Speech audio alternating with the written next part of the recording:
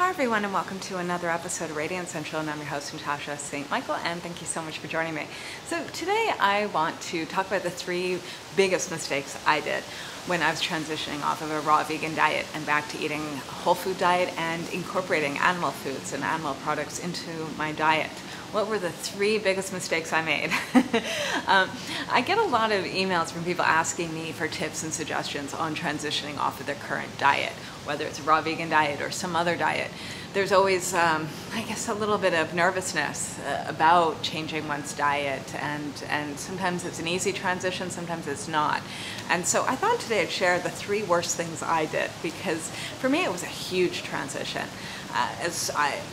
Some people might know, or most people know, I was a vegetarian for 20 years. Since I was the age of 10, I turned vegetarian, and I was a strict vegetarian up until my early 30s. And then in my early 30s, I went from being a vegetarian to a raw vegan. And I did the raw vegan diet, 100%, very, very strict diet, for almost 4 years. And then in my mid-30s, I developed the B12 deficiency, and I pretty much had two choices. I can either take injections for the rest of my life and remain on a vegan diet, or I could incorporate animal foods into my diet and raise my B12 levels that way. Pretty much, I've been monitoring my vitamin B12 levels since probably my mid-20s when I was a vegetarian. And back when I was a vegetarian, I didn't have an issue with it, but when I was doing a vegan diet, I did. And I was also taking supplements while I was on a vegan diet, that even though I was taking the oral supplements, it really didn't make a difference. So I pretty much either had to do the injections or start incorporating animal meats and animal products into my diet. And I decided to go the food direction. I wanted to get the nutrients from my food. I didn't want to develop any other type of deficiency, and I just decided that's the direction I want to go in. And so for me, it was a huge transition to go from being a vegetarian and vegan for about 25 years and most of my life to eating animal foods.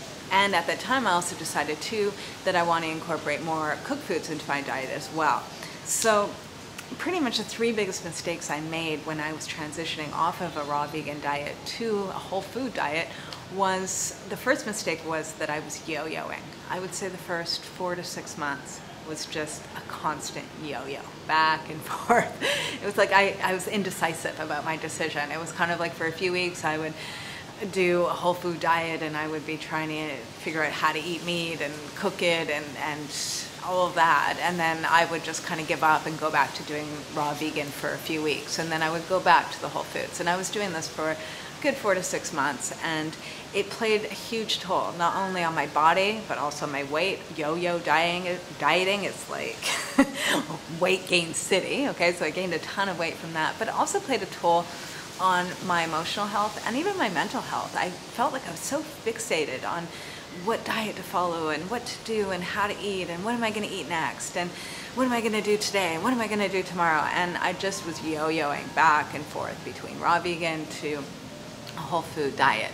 And for me, that was one of the worst things to do. And luckily, when things finally did change was after I went to a raw vegan retreat. I went to a green smoothie cleanse in Thailand. Victoria Butenko was hosting it, and it was a fabulous retreat, and I had a great time. And then at the end, when I went home, I decided, okay, I've done my raw vegan cleanses, I've done all that. I gotta just focus on eating this whole food diet. I gotta get my health back into order, and I can't be yo-yoing back and forth. And so I made a deal with myself for an entire year, 12 months. I would just do a whole food diet.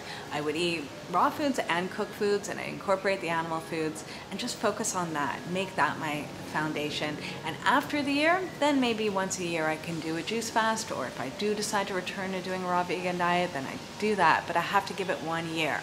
And no matter what, no yo-yoing. And so that's what I did. And I learned from that yo-yoing. So that was my first mistake, the yo-yo dieting.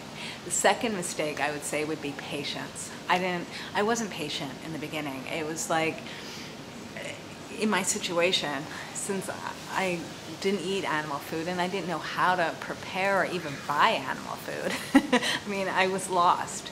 That for some reason, I put such high expectations of myself and such a high standard of perfection. Like I expected kind of that I should be able to do this overnight. And really that it's a learning curve. You know, it took me a long time to transition onto a raw vegan diet. I had to give myself that same amount of time and space to be able to transition off of it. I couldn't just expect myself to learn how to make meat and buy it and prepare it overnight. And so that was the big thing, was that I had to learn over time that I needed to be patient, and I really needed to just give myself that time to learn and to evolve with it and to look at it as a journey. It's not something you just change overnight and expect everything to be perfect and great.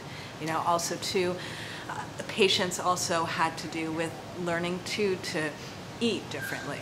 You know, like the raw vegan diet, a big thing is that you're eating huge volumes of food, right? Anyone that's ever done a raw vegan diet knows it's that the biggest thing they have to learn to do is to eat a lot of vegetables, a lot of salads, a lot of fruit. You're not eating just a small amount. You know, that these foods are very low in calories, so you have to eat big volumes of food. And that's something that people have to get used to if they go onto a raw vegan diet. And then if you're getting off of a raw vegan diet, you have to do the reverse. You have to learn to eat smaller portions again. And that's, again, something you're not going to learn overnight. It's something that you have to gradually adjust to.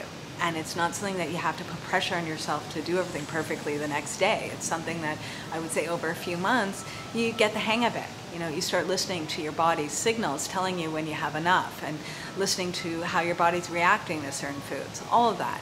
And so for me, the biggest mistake was that I felt rushed. I felt like I needed to master everything overnight, and that would also make me frustrated and just have such high expectations. So the second mistake I made was not having patience. So have patience when you're transitioning off of something. It's a transition. It's a slow journey. And it's something that should be gradual. And every day is a victory. Not every day is, you know, mistakes. There is no mistakes when you're transitioning off of a diet. And it's learning from things. Okay, so that's the second mistake. The third would be that in my mind, for some reason, I felt like I needed to go on to another diet. Like when I got off of the raw vegan diet, I was researching the paleo diet, or I was researching the Western price diet, or the caveman diet, or high protein, high fat, high animal product diet. I mean, I was like looking into all these different things. And for some reason in my mind, I felt like I needed to follow yet another diet. And then luckily, pretty earlier on, I realized, like, why do I need to be on another diet? You know, why can't I just trust my body? My body knows what it needs. Why do I need to cut out other food groups? Why can't I just eat a whole food diet, incorporate all the food groups, and do what I need to do? Eat what I need to eat, not put any labels on what I'm doing or how I'm eating, or not put any restrictions on what I decide to eat or what I don't eat. You know, why not just be free? And for me, that was a huge one, was that I was so used to being a vegetarian, or I was so used to being a vegan, or used to being a raw vegan, that I felt like I needed to fit into a group. But you know, when taking a step out of that, it's kind of silly. You know, why not just be free and just eat healthy, wholesome, wonderful, fresh food? And so that for me was another thing I had to learn. That was my third big mistake, was feeling like I needed to follow someone else's instructions, when ultimately, like, who knows my body best and what I need best is me. You know, so that was the third thing that I had to learn along the way. So those are pretty much my three biggest mistakes. I feel that in general, you can apply those three biggest mistakes from transitioning off of any diet. You know, it's not only transitioning from a raw vegan diet to another diet, but it's also transitioning off of any other eating style or diet or way of life, pretty much. And those are the three biggest mistakes I made. And I hope other people don't repeat them. And I have to definitely say I've learned from them, big time. So to finish off, I do want to mention that the next 10-day juice fasting program, it starts next week. It starts next Tuesday, August 5th.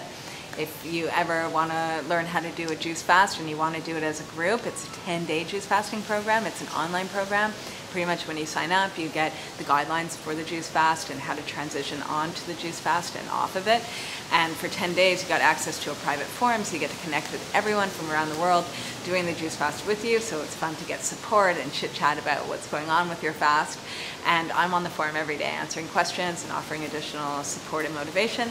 Plus, there's also videos. Every day there's a juice fasting video, about 20 to 40 minutes long, very in-depth videos walking you through everything you need to know about juice fasting and natural health, and that too helps keep you motivated and just keeps you on track.